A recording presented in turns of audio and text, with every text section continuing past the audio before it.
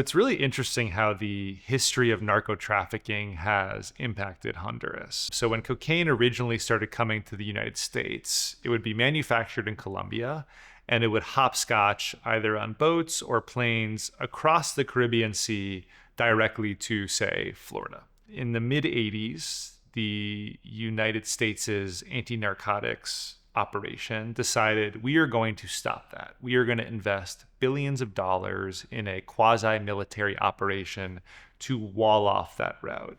And they succeeded. But as really seems to be the golden rule of the war on drugs, this effort ended up having no impact on the availability of cocaine in the United States because all that happened was the narcos shifted their route westward. Honduras, which is between Guatemala and El Salvador and Nicaragua, has a very large Caribbean coastline.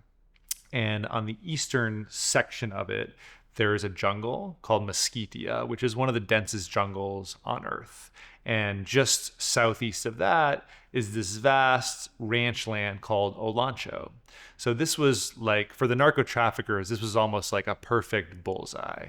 That's exactly where they start moving product to. So a lot of it's aboard boats, which are painted a dark blue to camouflage in with the sea, or at night, they would put it on turboprops. It was only an hour or two flight across this pitch black airway.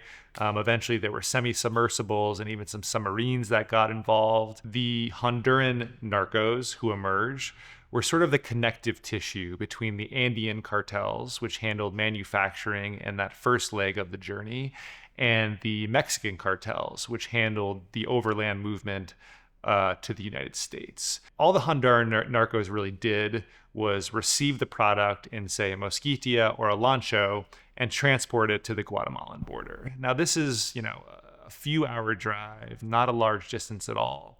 But the amount of money that could be made by controlling that short transit route was obscenely valuable, especially within the context of a country that was so poor.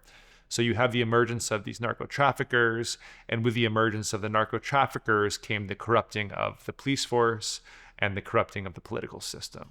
And this is one of the things that really has damaged Honduras.